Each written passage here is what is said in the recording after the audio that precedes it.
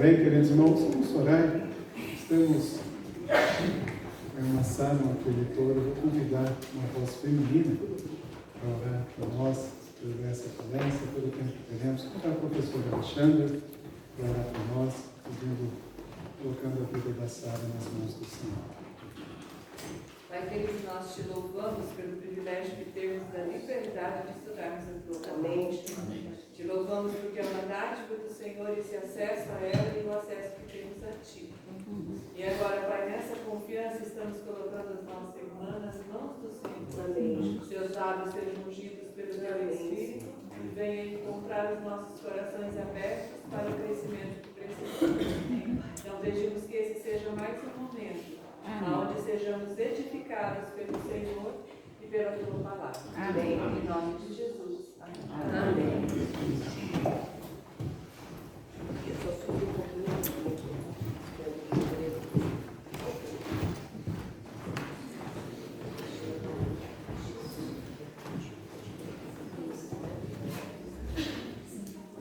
Bom dia, irmãos. Bom dia. Desculpa a voz grossa. É o clima. Que a graça do Senhor esteja sobre cada um de nós. Amém? Muito bom estar aqui de novo. Queria mais uma vez agradecer. Que tempo maravilhoso nós estamos passando aqui. Obrigada, Ruth, Omar, pelo carinho, pelo cuidado. A Ruth está cuidando da nossa saúde, põe remedinho, cápsula, não sei o que, pinga, não sei o que, não sei onde. E Deus tenha abençoado. Obrigada. Carinho maravilhoso de vocês e de todos com os quais nós temos conversado. Tem sido muito bom. Eu não vou ler o texto ainda. Na verdade, a gente não vai basear num texto específico, a gente vai viajar por várias coisas. Mas eu queria fazer uma pergunta a você. Que personagem bíblico, seja mulher ou homem, você admira? Pode falar. José. Paulo, Esther. Ruth. Muito bem. Quem? João. Pedro, Moisés. Daniel. Quem? Esther. Neemias. Davi. Jeremias. Estevão, alguém falou Estevão? Quem mais? Pode falar.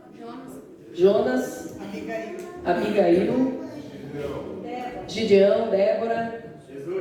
Jesus.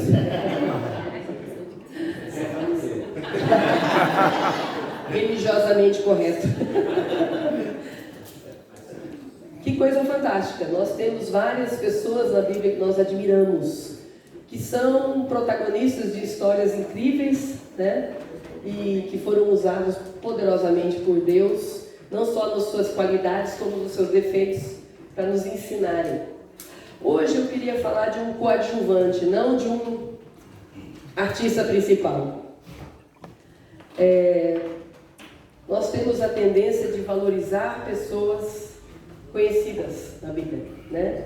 E esse personagem em especial me chamou muito a atenção. No dia que eu comecei a pensar um pouquinho sobre ele, aliás, eu tenho feito muito isso, eu tenho buscado pessoas que não são tão conhecidas. Eu fiz esses dias uma viagem pela vida da menina que salvou a vida de Naamã, né? E como Deus não só colocou debaixo da mão daquela menina a sua senhora, o seu senhor, 2 reis e um profeta. E quem é essa menina? Né? Então, é muito interessante você buscar personagens perdidos na Bíblia, como Benaia, por exemplo. Quem aqui já ouviu falar de Benaia? Está até conhecido Benaia, viu? Benaia matou um leão num dia de neve numa cova. É o currículo de Benaia. Mas ele era um dos 3 valentes de Davi e passou a ser conselheiro de Salomão também. Deus une a história de Davi, que também matou leão, e une os dois. Então essas coisas para mim são fantásticas. Como Deus pega pessoas insignificantes e desconhecidas e usa para a glória dele. E essa pessoa aqui em especial foi um coadjuvante para mim. O tema, se eu pudesse dar um tema, ele é um coadjuvante fundamental. O coadjuvante ele participa ajudando determinadas pessoas em sua função. E também se refere ao ator ou atriz, né, que contracena com o ator principal. E de alguma maneira, direta ou indiretamente, ele ajuda ali naquela cena. Vamos abrir a Bíblia? Mateus, Evangelho segundo São Mateus, capítulo 1, versos 15 e 16. Você já vai identificar logo quem é esse personagem, esse coadjuvante. Mateus, capítulo 1, versos 15 e 16. Diz assim: Eliúde gerou a Eleazar, Eleazar a Matã, Matã a Jacó. E Jacó gerou a José, marido de Maria, do qual nasceu Jesus, que se chama o Cristo. Já adivinharam quem é que é o nosso coadjuvante? José. Gente, esse homem é admirável. Admirável. E é interessante porque você vai ver, como foi aqui, que nenhuma genealogia se coloca isso. Samuel, esposo de Sara. Tem isso. Mas José, o título de José, ele é esposo de Maria. E marido de Maria, como tem aí no versículo que eu li. Se você for para um outro versículo lá, em Mateus 1,19, diz assim: Mas José, seu esposo, esse era o sobrenome dele. Quem é a mulher de pastor aqui? Levanta a mão. Você se identifica? Eu já até brinco, gente, se eu chegar no céu, diz que a gente vai ter uma pedrinha com nome, né? Se tivesse escrito lá esposa de pastor, alguém vai levar pedrada, já estou avisando. Não é possível, que nem lá não vou ter meu nome, né? Então, ele também tem esse problema. Ele era esposo de Maria. E também, lá em Mateus 13:55, diz assim, quando eles estão falando sobre Jesus, eles falam assim: não é esse o filho do carpinteiro? Não tem o nome dele, não. E não se chama sua mãe, o resto tudo tem nome. Não se chama sua mãe Maria, seus irmãos Tiago, José, Simão e Judas. Por que ele não pôs o nome do homem, coitadinho? José era um coadjuvante, mas foi escolhido a dedo por Deus. Como a gente sabe disso? Mateus 1,20 diz que ele era José, filho de Davi. Lucas 2,4 diz que ele, por ser ele da casa e família de Davi. E Mateus 1,19 diz que ele era justo. Esse homem era o homem certo para a missão que Deus tinha para ele. Ele era da descendência certa, da família certa, ele era justo. Ele era um homem que foi escolhido a dedo para dar uma família estruturada para o Filho de Deus. E para Maria, que também ia precisar disso. Agora, gente, quando eu olho a vida de José, porque a gente é meio romântico, né?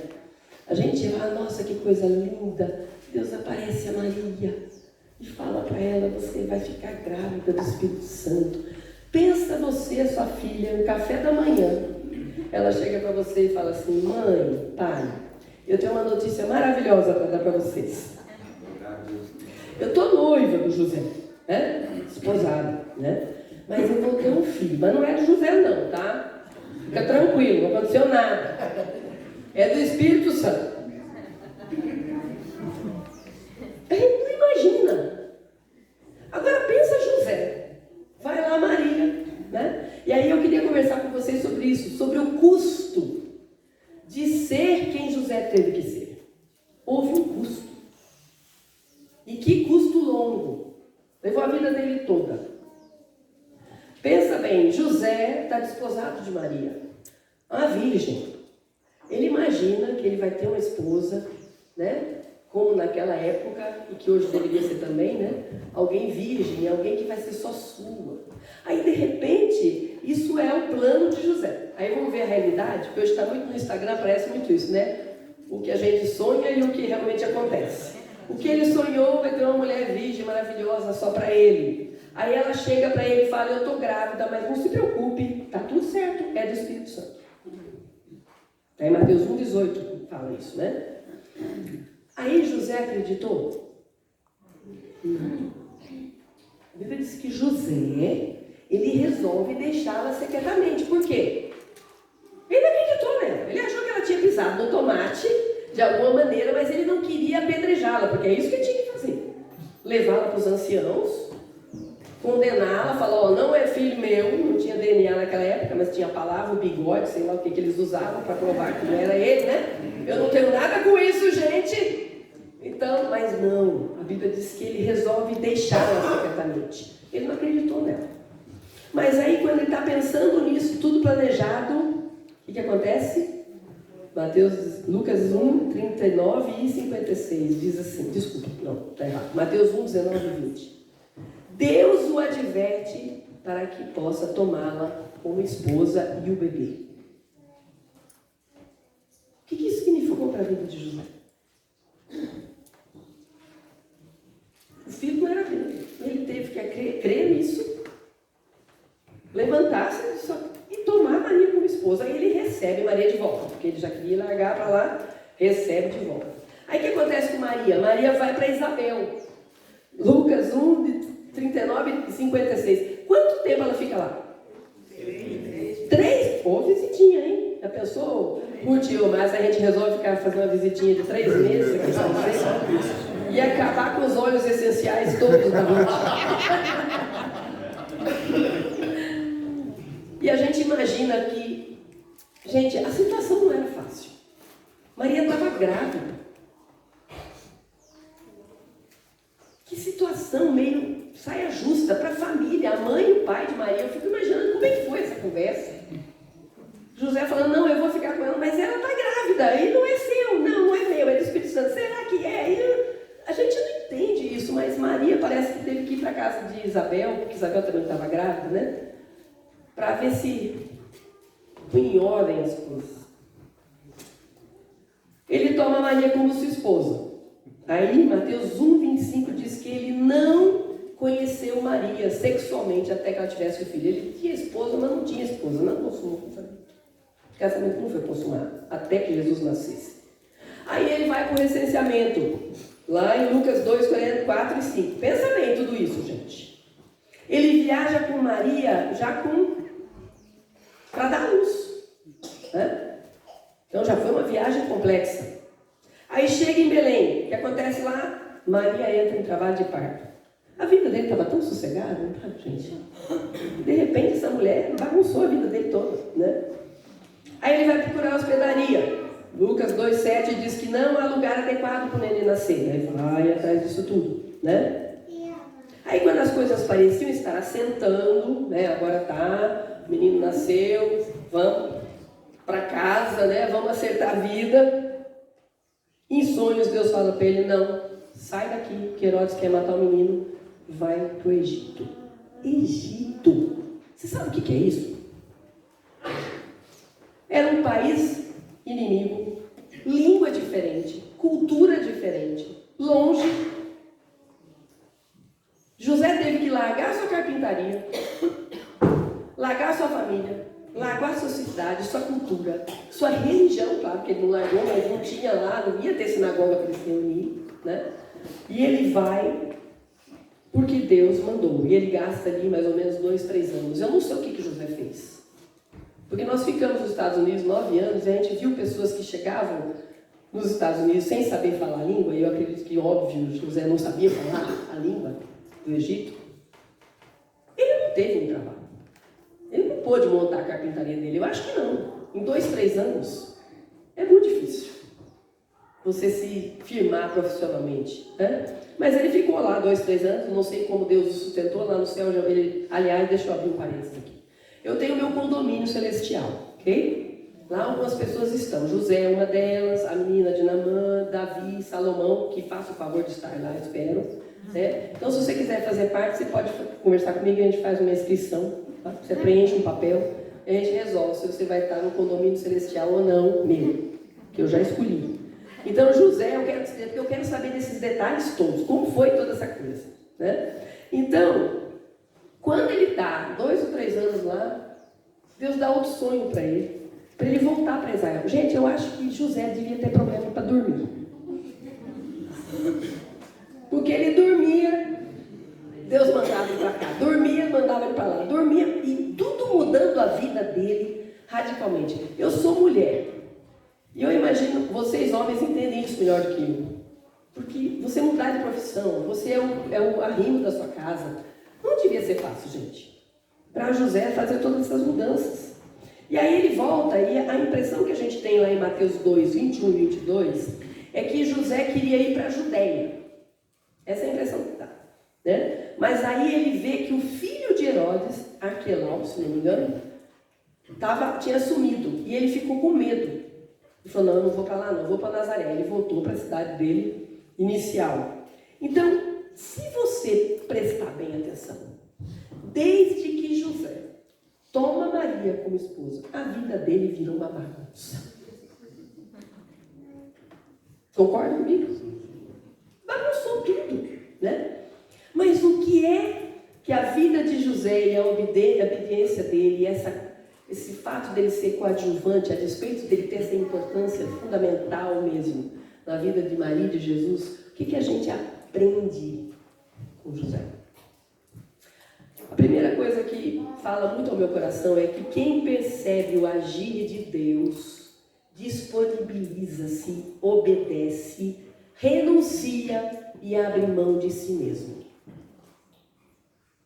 Ao aceitar Maria, grávida do Espírito Santo, José renunciou à sua reputação. Você já pensou o que falaram dele? Filho do Espírito Santo, ai, ai, ai. Conta outra. Quantos antes e depois? A reputação dele deve ter ficado meio complicada. Ele renunciou à normalidade de um casamento, porque o casamento dele não foi normal no início, foi uma confusão. E ele renunciou até à expectativa de uma vida tranquila. Ele tinha sonhos, provavelmente, já estava com tudo arrumadinho, né? E bagunçou tudo. Hoje em dia eu percebo muitas vezes que nós estabelecemos condições para o nosso discipulado. Condições financeiras, condições emocionais, condições sociais. Ah, isso aqui está bom, isso aqui não está bom. E eu fico um pouco preocupada, porque eu vejo hoje pastores, esposa de pastores, missionários, gente que está estudando para ser líder, pessoas que não estão dispostas a pagar o preço de obedecer ao Senhor. Se não for essa ou essa condição, eu não vou. Se não for desse ou daquele jeito, não dá para ir não, gente. E está ficando cada vez mais difícil, não só as vocações, ou os vocacionados realmente quererem ir para onde Deus quer que eles vão. Isso é preocupante. José, ele obedecia sacrificialmente. Ele pagou um preço caro para obedecer ao Senhor. Porque ele não tinha dúvida que era o Senhor que estava falando com ele. Inclusive, essa coisa de Deus falar em sonhos, né? Tive uma experiência interessante, estava até contando, acho que foi para a Ruth mesmo. Que uma pessoa uma vez me ligou lá em casa. Já faz uns 20 anos isso. 6 e pouco da manhã, Francisco me ligou e falou assim, Sara, eu sonhei isso. O que significa? Eu falei, nada. Primeiro, que eram 6:30 da manhã, nada pode significar alguma coisa nesse horário. E segundo, ela falou assim, como assim nada? Eu estou aqui incomodada. Você não sabe o que significa? Eu falei, querida, deixa eu falar uma coisa para você. Aí veio José. Eu falei, pensa José. Ele sonha. José, não tenha medo, porque o que aconteceu com Maria realmente é do Espírito Santo. Você pode tomá-la como esposa, está tudo certo. E ele acordasse de manhã e falasse, nossa, mas será? Será que eu tenho que ligar para alguém? Mandar um WhatsApp para algum servo do Senhor para saber se realmente Deus falou comigo? Na Bíblia diz que ele levantou-se e tomou Maria como esposa. Depois Deus manda ele para sair de lá e ele vai. Aí ela falou assim, uai, mas na Bíblia não tem gente que interpreta sonhos? Eu falei, para quem? Para não cristão, para não crente. José interpretou sonho para quem? Para Faraó. Daniel interpretou sonho para quem? Para o rei. Para gente que não tinha acesso ao mistério de Deus. Quando você sonha uma coisa e aquilo te perturba, você não sabe se é ou é, Deus é claro com quando ele fala. Deus não é de confusão, nunca foi e nunca será.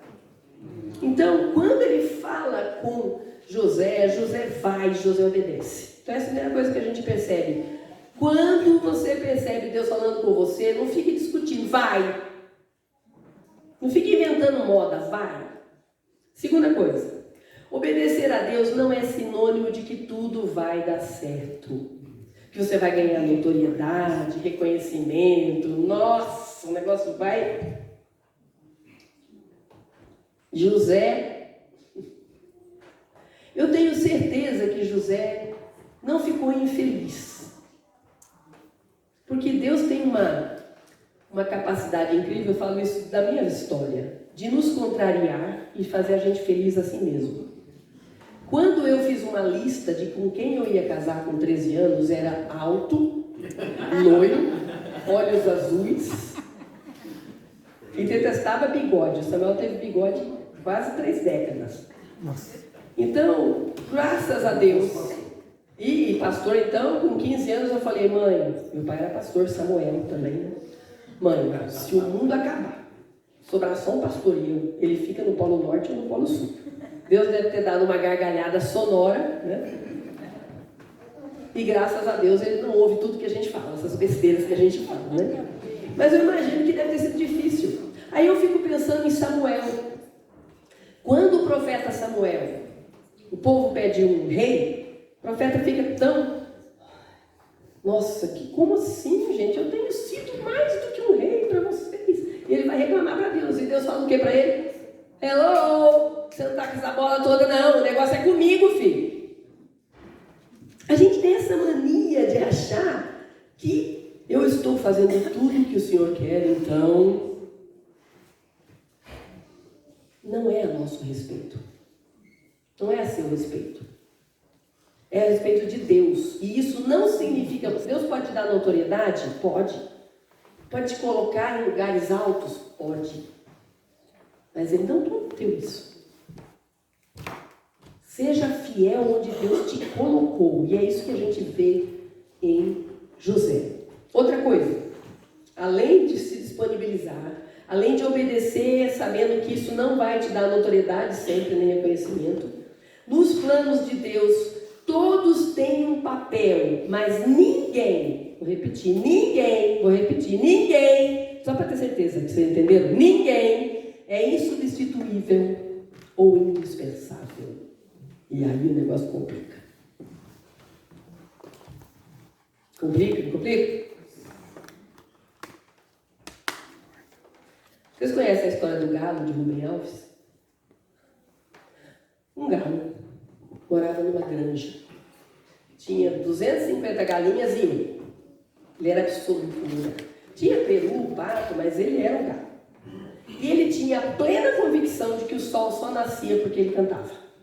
Então, às 3 horas da manhã, ele levantava, ia lá na rua, pegava os óleos essenciais, passava nas pendas, pegava e fazia gargarejo, né? Gargarejo com limão siciliano, né? Gargarejo, fazia alongamento, diafragma, né? Trabalhava o diafragma até as 5 e pouquinho, 5 e meia, aí ele subia no mais alto lugar lá da granja, e as galinhas todas em volta, e ele cantava, e o sol nascia. Nossa, era a glória. E todos os dias era isso. Um dia, teve um atraso na entrega das galinhas na granja. E as galinhas chegaram 00:30, uma entrega de galinhas lá, o caminhão cheio de galinhas. E ele, como um bom galo que era, tinha que fazer a recepção das meninas. Foi, recepcionou, mostrou todos os alojamentos e tal, e pá. E quando ele viu, já era quase 3 horas da manhã, mas ele estava morto de sono. Eu vou dormir um pouquinho, daqui a pouco eu acordo. Quando ele acordou, já era 9:30 da manhã e o sol já estava brilhando. E ele nunca mais cantou. Porque ele descobriu que o sol não nascia porque ele cantava. Mas eu gosto muito do final da história. Porque eu nunca tinha lido esse final. E diz que um dia, depois de meses, ele subiu e cantou. Na hora que o sol nasceu. Aí o peru falou assim, uai, tá doido? O que você tá fazendo aí em cima? Ele falou, eu descobri que realmente o sol não nasce porque eu canto. Mas eu ainda sou poeta.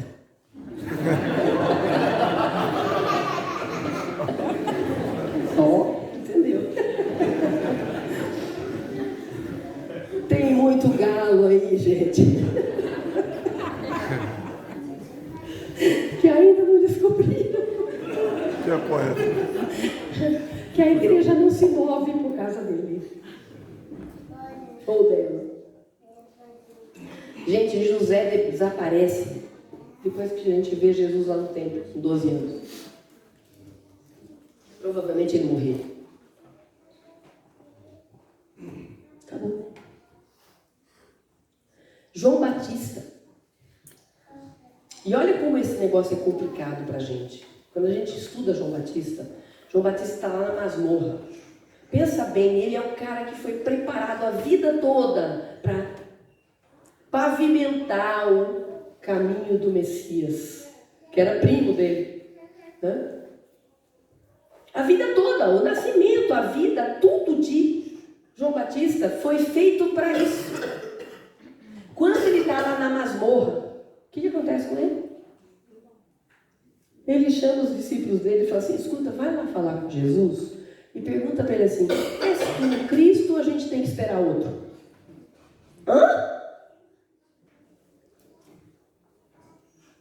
E a resposta de Jesus é maravilhosa. Diga, João. Você lembra qual é a resposta? Os cegos vêm, os coxos andam, e o evangelho tem sido pregado aos pobres.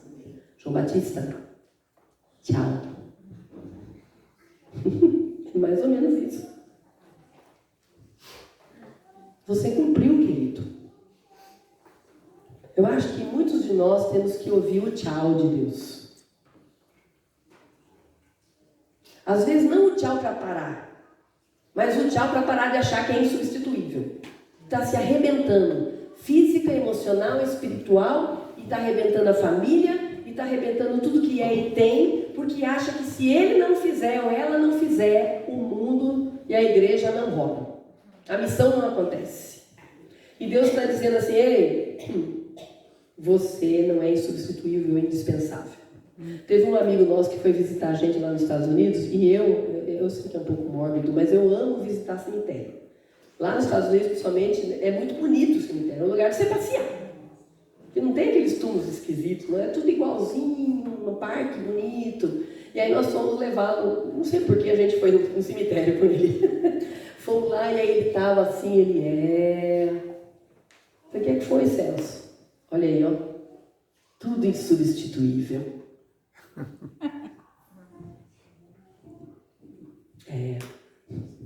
Tudo insubstituível.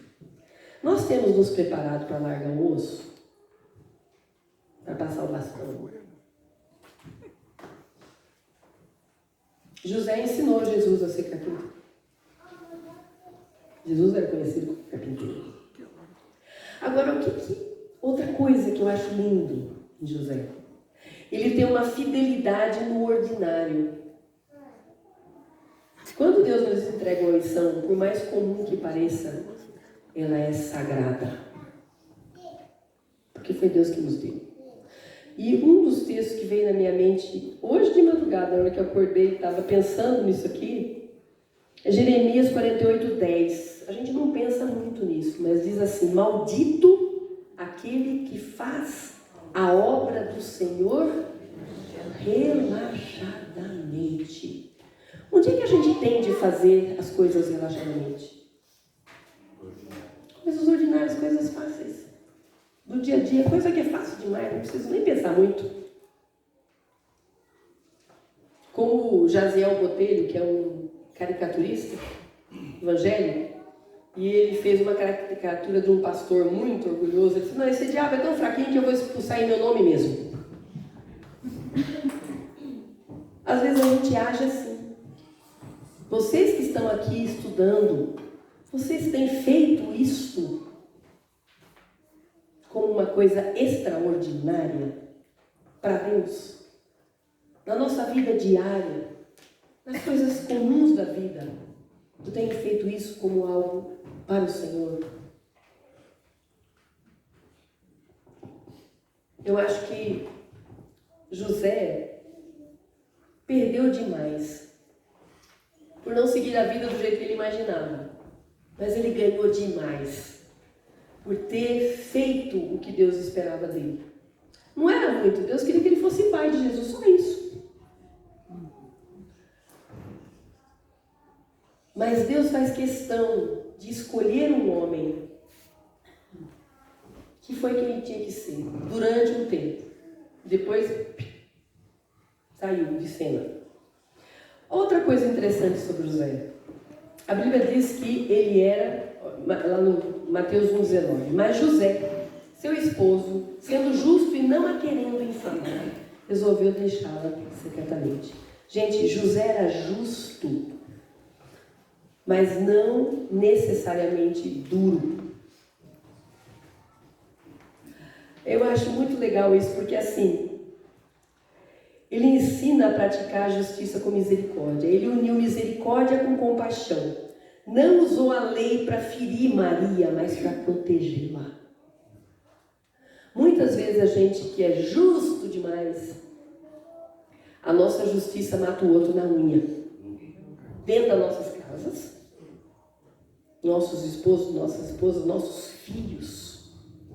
Eu nunca me esqueço de uma mulher da igreja que chegou para mim e falou: olha, veio falar comigo brava. Nossa, mas eu tirei computador do fulano, tirei celular, tirei tudo dele, porque você acredita que ele veio me contar que ele fez isso, isso, isso, isso? Você acha que eu estou certo? Eu falei, está errada. Hã? Falou, aí você pregou o anti-evangelho. Falei, como assim? Falei, você não acabou de dizer que ele veio e disse que ele fez? O que a Bíblia fala sobre isso? Aquele que confessa e deixa, leva ataca? Não. Alcança misericórdia. Eu falei, o que você fez? Ela, misericórdia. Eu falei, exatamente, misericórdia, é isso que ele precisa. Muitas vezes, em nome da nossa justiça, em nome da nossa autoridade, em nome da nossa função, eu sou o pastor dessa igreja, a coluna desse lugar, a gente mata todo mundo, gente. Este homem, a Bíblia diz que ele era justo, mas a justiça dele livrou Maria. Ele podia ter usado de justiça. Ele tinha todo direito, né? Mas não foi assim. Ele ensina a gente a fazer isso. A Bíblia diz que a misericórdia triunfa sobre a justiça. Quantas vezes, e eu falo de carteirinha, eu sou dura. E às vezes a gente se orgulha de ser duro. Nós temos que aprender isso. Outra coisa que a gente aprende com José. José nos ensina que silêncio também é ministério. Você ouviu alguma palavra de José em algum texto da Bíblia? Está escrito alguma coisa lá que José tenha dito, bom dia? Nada. Não tem nada de José escrito. É um homem silencioso. Aliás, eu imagino José. Como é que é o nome do pastor que estava aqui na hoje? Léo. Eu imagino ele mais ou menos assim, ó, fala mansa, quieto, né? Mas não passa por cima, não. Aquela pessoa tranquila. Já imagino Maria bem agitada, que ela queria pôr Jesus por frente na hora do canário, sabe? Bem parecido com ele. Mas José era uma pessoa tranquila, mas ele era um homem no silêncio. E o silêncio de José não era ausência, mas presença plena, atenta, obediente e disponível à vontade de Deus. José ouvia Deus e respondia com ações concretas. Vai para cá, toma aqui, vai para lá, vem aqui. Ele ia, ele agia, ele não precisava falar. E a gente tem que aprender isso às vezes, né? E eu estava lendo sobre Harry Nguyen, não sei se vocês conhecem ele é um teólogo, né? É teólogo, é psicólogo, é sacerdote holandês. O Harry Nguyen fala uma coisa que eu acho muito interessante, ó, presta atenção. É uma forma profunda e compassiva de servir os outros, né? O silêncio, ele fala no Ministério da Presença. Desculpa, esqueci de falar o título. Ministério da Presença. Olha o que é isso para ele. É uma forma profunda e compassiva de servir aos outros, não tanto por meio de ações ou palavras, mas pela disposição de estar verdadeiramente presente com o outro em sua dor, alegria, solidão ou fragilidade. Esse ministério da presença é silencioso, simples e muitas vezes invisível aos olhos do mundo, mas extremamente transformador para quem o oferece e para quem o recebe. E esse homem, Henry Nouwen, sabe do que ele está falando.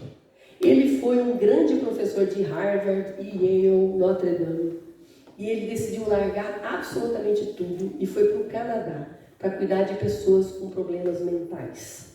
E, em especial, um homem chamado Adam. Ele escreveu até um livro baseado no nome desse homem. Ele largou absolutamente tudo para servir. Ele se calou e foi trabalhar. Muitas de nós aqui não temos voz. Não no sentido de que a gente não pode falar, mas a gente não fala. A gente é silencioso, ou a gente é tranquilo, ou a gente não é de ficar muito proclamando as coisas. Isso é bom, desde que você não seja negligente no seu chamado. Exerça o seu ministério da presença. Os amigos de Jó fizeram mais por ele nos 7 dias que eles ficaram lá, sentados, quietos, do que quando eles começaram a abrir a boca. Às vezes a gente tem que descobrir a arte de fechar a boca e começar a ser presente, a fazer diferença. E tem até uma história engraçada, que é uma mulher que tinha um problema muito sério no casamento dela, com o marido. E o marido era terrível e dava discussão quando chegava em casa e tal. Aí ela foi no padre. Padre, eu preciso de uma solução, porque eu não aguento mais. O meu marido e eu, nós brigamos dia e noite. Os meninos, é uma tristeza. Aí o padre falou, pera um pouquinho. Entrou, eu acho que ele era parente da Ruth. Entrou, pegou uma garrafinha d'água, trouxe, olha lá, ó, a garrafa. Trouxe a garrafa d'água e falou assim, olha, isso aqui é água benta. Ô padre, o que eu faço então? Quando o meu marido chegar em casa, eu jogo a água benta. Não, deixa eu explicar, calma. Quando o seu marido chegar na garagem, você viu que ele chegou, fechou a garagem, você pega um golinho de água benta e segura, não engole não. Segura. Ele vai entrar vociferando, falando besteira, chutando cachorro. Blá. Quando ele entrar pro banho, você engole a água. Quando ele sair do banho, você põe outro gole na boca e segura. Você vai ver que se você fizer isso constantemente, você não vai ter problema. Muitos dos problemas que nós temos é porque nós falamos demais. E muitos dos problemas que nós temos é porque nós não falamos, não por sabedoria, mas é para matar o outro na unha. Tem silêncio que é mais nocivo do que palavras. Então, que Deus nos dê sabedoria para poder usar esse ministério da presença silencioso, mas muito, muito, muito eficaz. Para a glória do Senhor. Né? Então, uma outra coisa que a gente vê, que aprende com José. José foi um coadjuvante, realmente. Se você for pensar humanamente, ele não teve muita importância, humanamente falando, né? Mas a visão de José, da vida, o palco que ele fez parte, como do coadjuvante, foi maravilhoso. Vamos pensar um pouquinho? Jesus nasce ali naquela estrebaria, chegam pastores e adoram. Chegam magos, trazem presentes, ouro, incenso e mirra. Eu fico imaginando José. O que está acontecendo aqui? E acho que essas coisas aconteceram não só para que nós soubéssemos que Jesus é o Messias, mas para que José entendesse, cara, é verdade, esse menino realmente é alguém muito especial. Eu fiz o certo. Deus não me deixou na berlinda. Deus me trouxe para ver isso. Eu não sei se vocês já assistiram um desenho chamado A Estrela de Belém. Se vocês não assistiram, assistam, porque é o nascimento de Jesus visto pelos olhos dos animais. E eu acho lindo quando o burrinho lá que queria fazer parte de uma comitiva de um rei, queria ficar, o filme inteiro ele está correndo atrás disso. E quando ele vê Jesus ali na manjedoura, e ele vê os pastores, vê os magos, ele entende que finalmente ele estava na presença de um verdadeiro rei. Então, gente, José teve isso. Mateus 1:21 diz que Deus dá a José a honra de nomear Jesus, Jesus. Isso é uma honra de pai. Era pai que dava nome. Que coisa fantástica, ele pôde dar um nome. Ele vai ao 8º dia levar Jesus para ser circuncidado e ele encontra com Simeão. Gente, eu dava tudo para lá. Um velhinho que ia todo dia no templo porque ele queria ver o Messias. É lindo demais isso, gente. E José entra com esse menino e Simeão fala: agora o Senhor pode levar o teu servo, porque eu vi a libertação de Israel.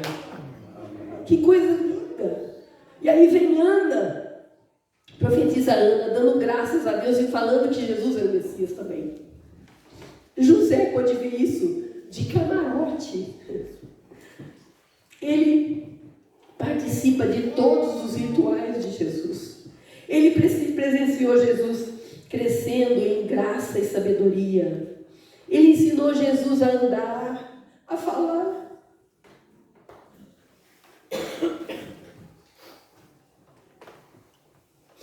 A trabalhar.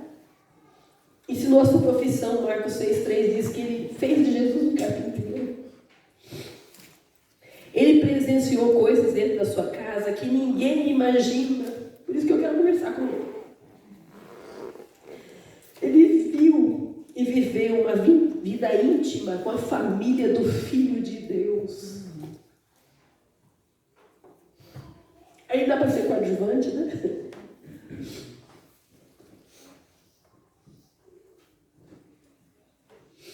Ele foi usado por Deus para levar Jesus até onde ele podia levar.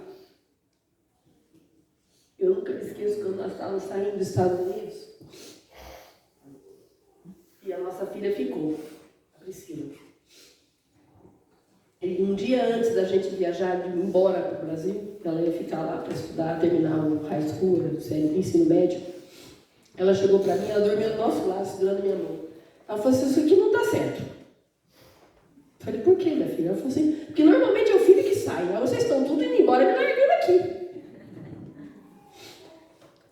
E eu lembro que eu desci. Nossa casa tinha 2 andares, eu desci chorando. Ela ficou chorando lá, eu desci chorando.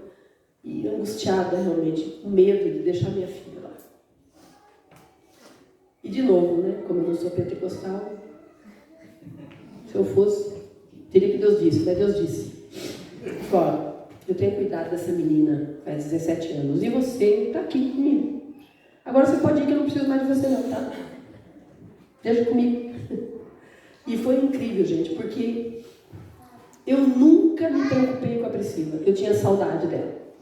Mas eu realmente entendi que minha missão tinha terminado. E isso foi muito confortante para mim. José ocupa um lugar discreto, mas essencial na sua família. A missão que Deus deu para ele. Esse menino precisa estar em segurança. E ele fez.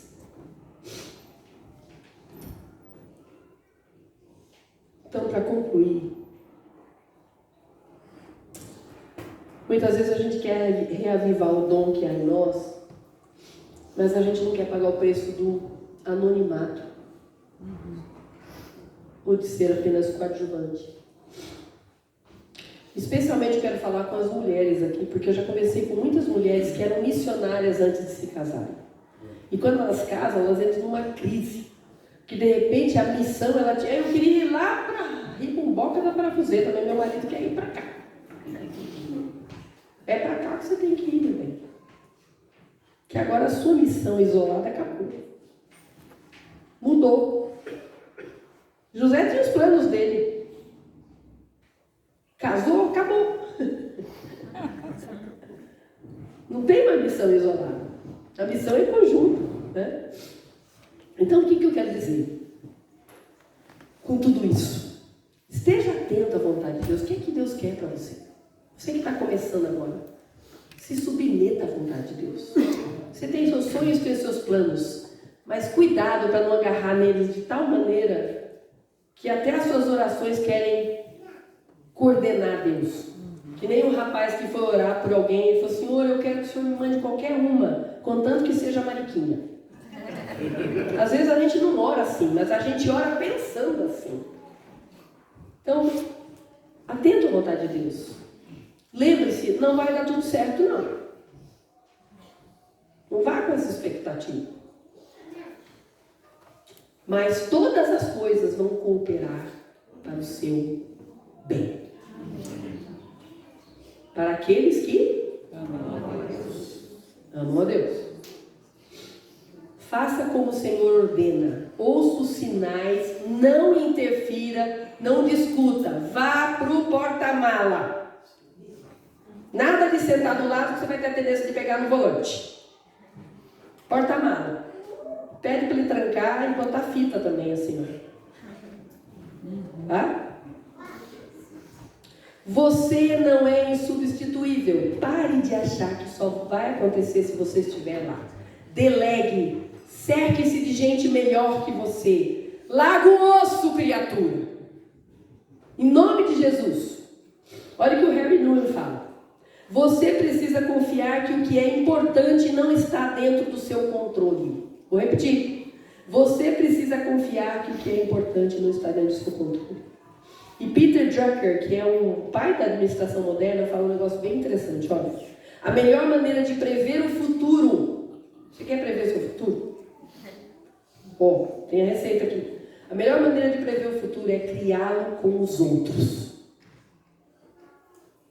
Se o futuro depende de você só, quantos anos você tem? Quanto tempo você pretende viver? Qual a garantia que você vai estar vivo amanhã?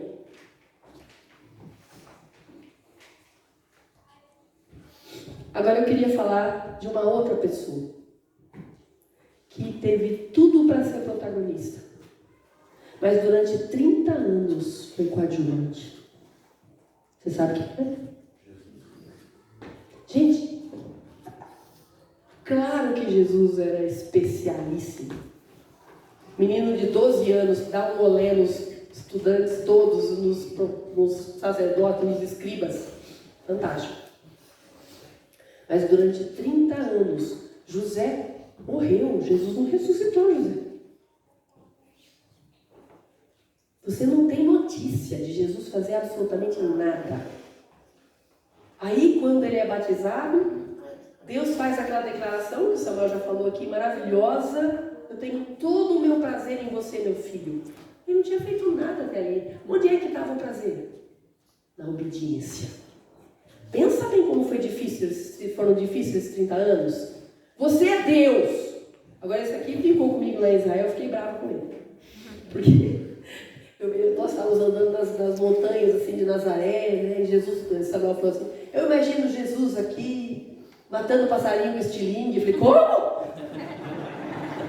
Brincando comigo, ele sabe que ia ficar bravo. Não, se ele olhasse para o passarinho caísse, eu até acredito, mas estilingue não, né? Por favor.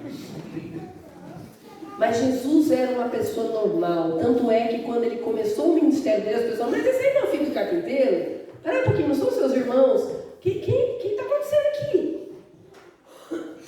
Aí quando ele ouve de Deus aquilo, é porque ele sabia desde o começo que a comida e a bebida dele era fazer a vontade do Pai. Amém. E muitas vezes a gente quer renovar o dom da gente para aparecer. A gente quer renovar o dom da gente porque a gente quer fazer mais. Jesus tinha todo o poder e ele segurou isso tudo. Eu acho isso incrível. E acho tão certo que ele fez isso, porque quando ele vai ser tentado, o que é que o diabo fala para ele? Cara, agora você pode tudo, vamos arrasar, transforma isso aqui em pão, vamos usar esse poder agora todo, que agora está liberado. Não é isso que o diabo está falando para ele? Você vê Jesus nesses 3 anos de ministério, ou nos 30 anos que a gente não sabe, mas aí sabe que não aconteceu, porque a gente conhece Jesus, usando o seu poder em benefício próprio? Nunca. E nós, muitas vezes, que temos poder, temos autoridade, temos sabido usar isso como comida e bebida para agradar e fazer a vontade do Pai. Nós estamos falando de José aqui hoje, 2000 anos depois. A nossa honra não está no aqui, no agora e nem no depois. A nossa honra está em ser obedientes a Deus. Amém. E Ele vai dar a largueza, a profundidade, a distância no nosso ministério, na nossa vida, na nossa história. Sim. E Jesus, que se humilhou a ponto de ser morto e se tornar maldito de Deus, Ele foi glorificado depois. E Ele fez isso por causa de mim e por causa de você. E se a gente pode fazer uma oração aqui hoje, eu creio que é que a gente aprenda com José a não se achar, mas que a gente aprenda também a amar as pessoas com o amor de Jesus. Amém. Para que esse poder que muitas vezes Deus tem dado a nós como líderes não seja usado em benefício próprio, ou em benefício de desse ou daquele, mas que seja usado para a glória do Senhor. Amém. Seja usado para que as pessoas sejam beneficiadas com o poder que Deus nos deu, com a inteligência, o talento, ainda que isso não renda troféus e nem palmas, e ninguém vai receber a gente no aeroporto com banda. Vamos orar por isso? Eu queria que você colocasse a sua história nas mãos de Deus. Talvez você esteja se sentindo invisível. Ou talvez você esteja se sentindo visível, tão visível que você não vê como que a coisa vai continuar sem você. Eu acho que tanto um como o outro nós precisamos orar. E eu escrevi uma oração, hoje de madrugada, que falou ao meu coração e eu queria orar com vocês. Eu vou ler, mas vamos ficar de olhos fechados. Vamos orar? Senhor, eu preciso da Tua graça e misericórdia sobre mim. Tu és o autor da salvação. Eu sou apenas uma página viva da Sua história. Perdoa-me por perder isso de vista tantas vezes. Ajuda-me a entender que minha missão é glorificá-lo e então refletir Tua glória e não a minha. Ajuda-me a deixar de lutar por protagonismo. Livra-me dessa síndrome de insubstituível. Dá-me a capacidade de enxergar a continuidade do que o Senhor começou comigo em outros, comigo e depois de mim. Dá-me olhos para achar essas pessoas, não para serem meu reflexo, mas para que elas sejam fiéis aos teus propósitos para os próximos passos. Amém. Obrigado por ter paciência com a minha demora em amadurecer como líder. Mas ajuda-me a sair desse lugar limitado debaixo dos holofotes. Quero te servir, seja onde for, como for, Jesus. Pega-me pela mão e me leva para onde tu queres. E que o Senhor cresça e eu diminua. Em nome, teu nome eu te peço. Amém. Deus os abençoe.